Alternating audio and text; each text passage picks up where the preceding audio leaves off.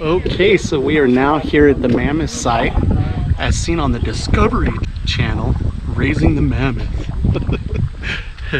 Anyways, let's get in there and take a look. Oh, the day I break these chains, I'm bound for the life of the simple things. That's pretty cool.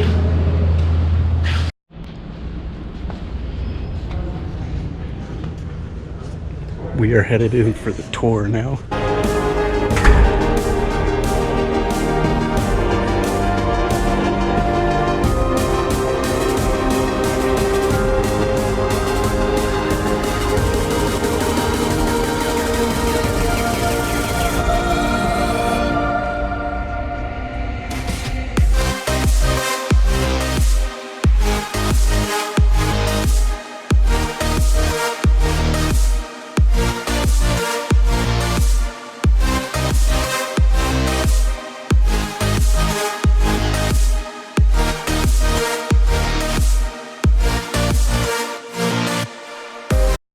Here at the beginning of the video, the tour guide was talking about the fact that this site was found in 1974 and that it had to been a farmer's field, and it was a hillside that reached those rafters there that I've panned up to. Did anyone guess how many tusks we have found so far?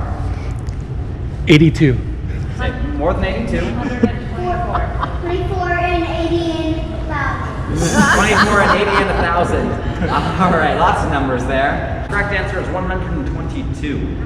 So you were real close there. Solid guess. 22 tusks. If we assume that each mammoth only had 2 of them, we do some simple division. We know we have at least 61 mammoths. 58 of these mammoths are the larger Columbian mammoth, which you'll see on the wall across from us. The remaining 3 are the smaller woolly mammoth behind him. The bone that's got the green light on it actually was a hip bone from one of the mammoths, and it allows them to sex them, whether it's male or female. Display 3 here is a mammoth skull. Down there towards the bottom right of it is the teeth, and those teeth are flat because they're herbivores. Also up there where he's circling with the light, there's some holes in the top hand right hand side. That's where the tusks come out of. 4 here was a Columbian mammoth skull, and it was only 2 to 3 years old, and that was a perfect opportunity for the tour guide to tell us about how most of the mammoths found there were actually adolescents, and they were kind of kicked out of the main herd. Number 5 here was actually significant because that's one of the only remaining, well, it is the only remaining woolly mammoth skull that's in the dig site that they've found. The other 2 had been sent out of the location. One got damaged, the other one is actually being used for education, and so that's the only one left that they know of. These green arrows are actually spots where woolly mammoth footprints had fossilized when they'd gotten stuck in the mud. It's one of my favorite spots. This spot has a whole Columbian mammoth's rear end, basically. Everything's there bone-wise they found other than the head. And so there were some jokes about the mammoth had lost its head. Maybe it decayed. Maybe it didn't actually fall into the sinkhole. There were so many tusks, I just thought it would be cool to show. There's a lot of bones where you could really make them out. There was about 15 to 18 different mammoth tusks there, along with a mix of other species bones. All right, the first spot here where he's circling the pen is the oldest mammoth that they found in the dig site so far, roughly 47 years old. Above that is the most basically best preserved skull and most easily viewable skull in the whole dig site. So that was kind of a little cool thing. Mammoth that age was significantly older than the others. It was cool to see a whole mammoth laid out, but the bones in this site aren't petrified, and so they wouldn't be able to handle that. So they're actually just casts of bones that were found. A lot of the parts of this tour that I was on, I couldn't really get good audio from the guy because I was too far away from him and everything. So I'm gonna go back around and like just talk about some of the spots that I know I wasn't able to get any audio and that I'm gonna have junk. So I think this is super cool, guys. So The first spot that I really had a problem with audio in was right over here. So in this section, they found a lot of other bones than just the mammoths. So most of the mammoths have been Columbian, with a few woolly mammoths.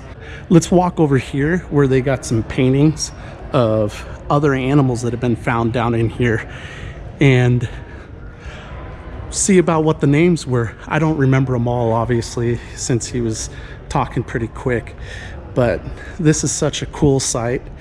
You guys, if you're ever in the Black Hills area, you gotta drive up and see all this.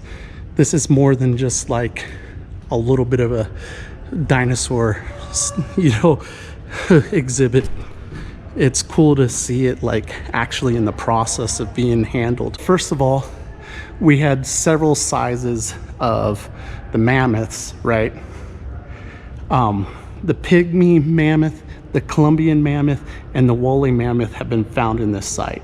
And so they got some elephants showing the different sizes of the elephants as well. So that's pretty slick.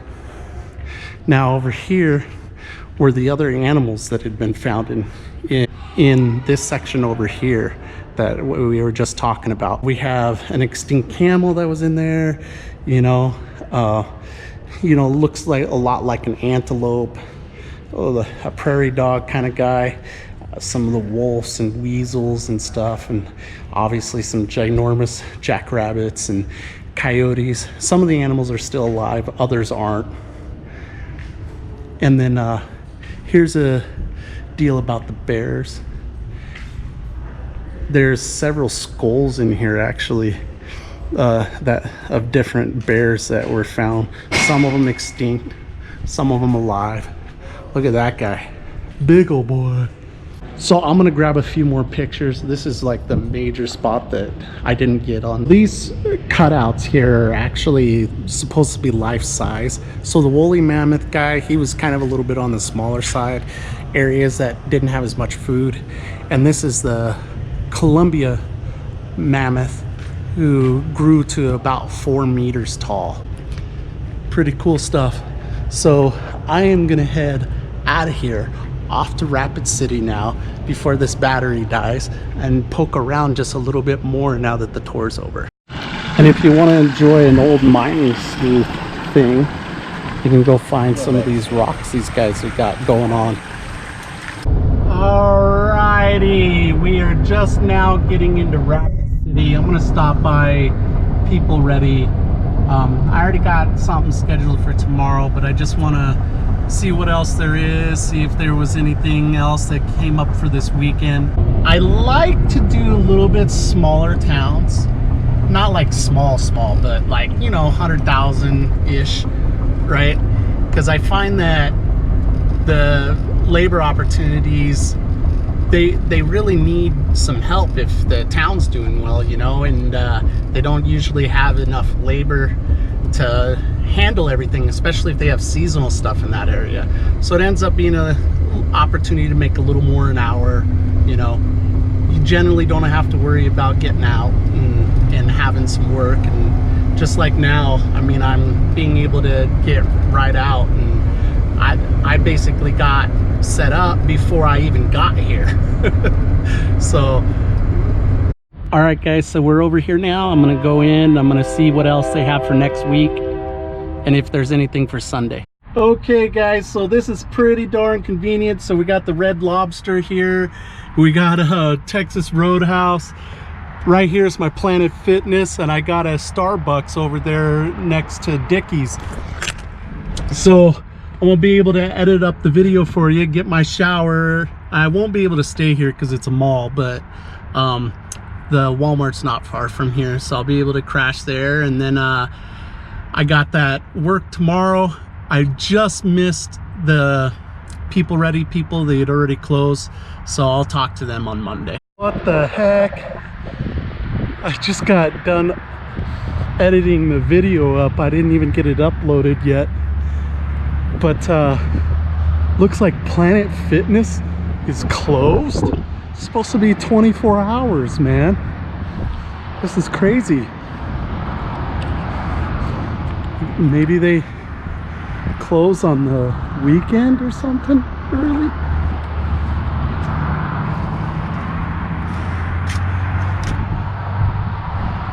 $5 a.m. Monday through Friday to 9 p.m. Saturday and Sunday it's 7 a.m. to 7 p.m. That is not a 24-hour gym. Get out there, connect with people, live your big story, and make sure you do something every single day to reduce world suck. Peace, guys.